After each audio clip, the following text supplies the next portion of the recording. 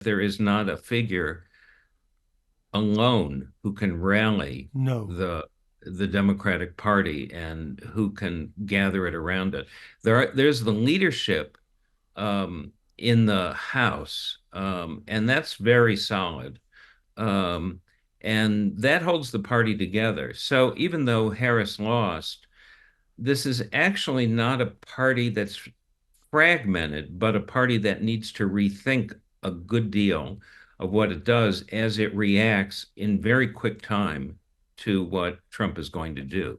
Let's hear now from the Democrats. Sidney Blumenthal is an author, political historian, former senior advisor to both President Bill Clinton and to Hillary Clinton. Sidney, welcome to the program. Good to talk to you again. Let me start by putting this to you. So 2016 wasn't a fluke after all. In many ways, this is even more significant, is it not? Good to see you again, Andrew. Um, this is now the Trump era, Yes. and he is triumphant. He will be the first Republican presidential candidate to possibly to win the popular vote since George W. Bush in 2004 in the aftermath of Correct. 9/11. Yeah. So he will say he has a popular mandate as he claims he will be dictator on day one. So this is Trump triumphant, and he is acclaimed as such in all sorts of places, including the Kremlin, whose spokesman this morning issued a statement saying the word hallelujah. Let's look at the Democrat situation now, because you've lost the Senate, you've lost the White House, and you might not get this very close, but the Republicans might just hold on to the House. And of course, in a sense, you've lost the Supreme Court too. You haven't had that for a while. One thing that puzzled me in this is that the US economy has performed far better than any other major economy post pandemic. Yet you couldn't eke out any credit for that, could you? You know, Andrew, I think you've put your finger on the central question, which is this. The public that voted for Trump was largely, for the most part, the working class part, Yeah. concerned with the cost of living. That was a consequence, as we know, of the COVID crisis and supply chain problems. It's been evened out. Biden devoted a good deal of attention to it, but particularly the Federal Reserve did. More than a month ago, Jerome Powell, the chair of the Federal Reserve, said inflation is over. We've done better than any other country in the world. Our economy is, as the economist said, the envy of the world.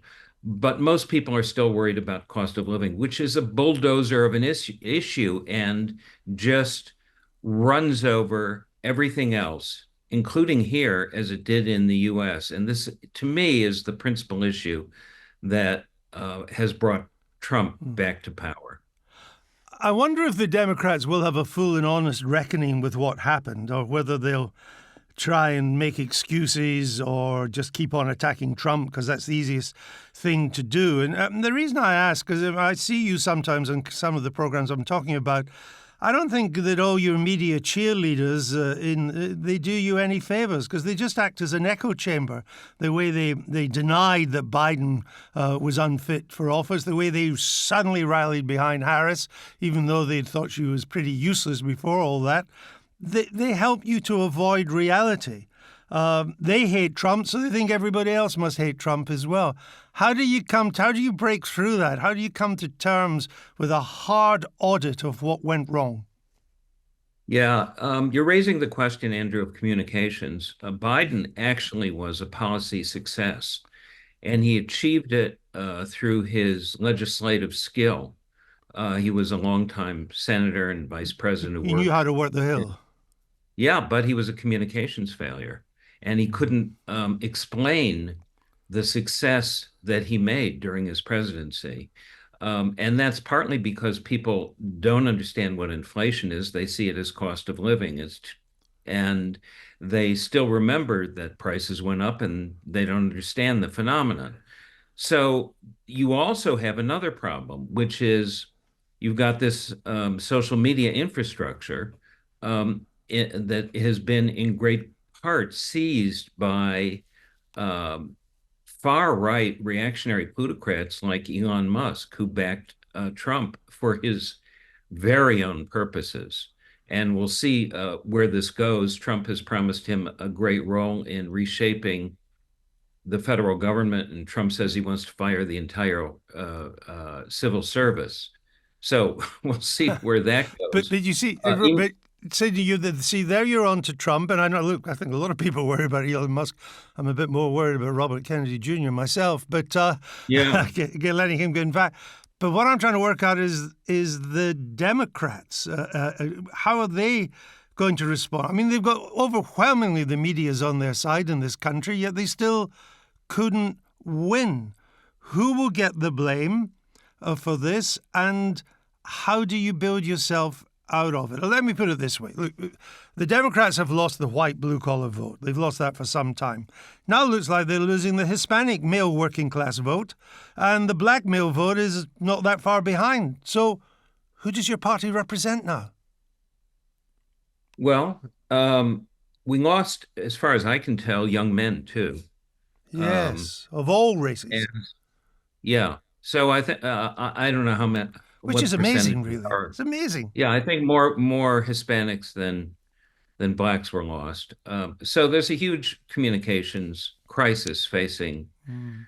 the Democratic Party. It will be in response to what Trump does and how much he pursues his stated agenda to basically rip everything apart.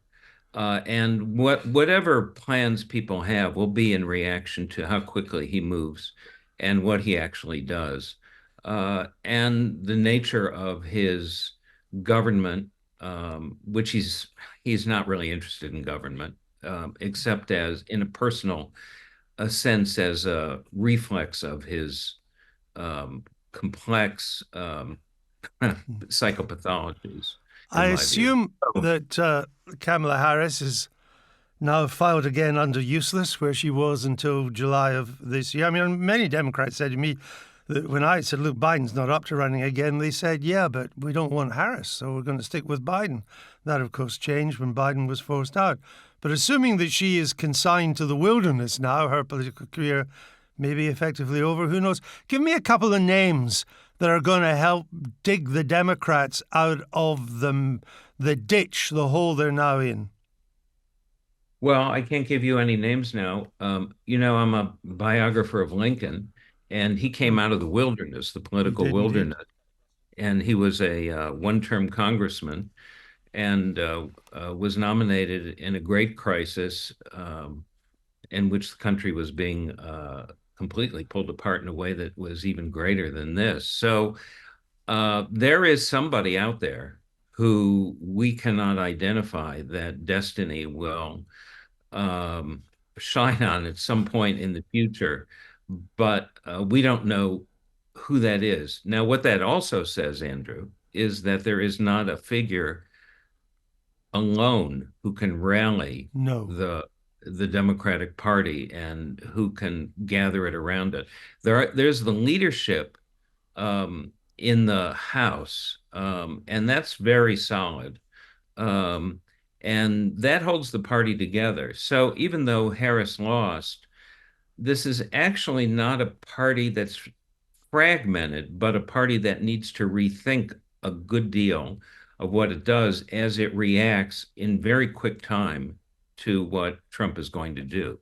Will it not also have to learn to not to take some of its traditional core base for granted? That it Well, thought I it think, had Andrew, all. Yeah, sorry, on you I go. don't mean to interrupt you, but No. the left has certainly been repudiated again here, and the whole woke atmosphere has been repudiated.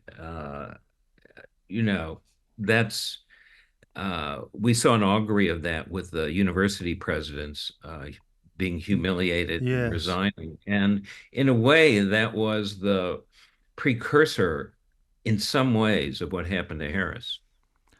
Well, we shall see. It's going to be fascinating. As you say, when you're in opposition, part of the rebuild is to react to the other party that's in power. So there's two big stories in America, the Trump administration and the attempts to rebuild the Democrats. We'll leave it there for the moment. Sidney, thank you for joining us.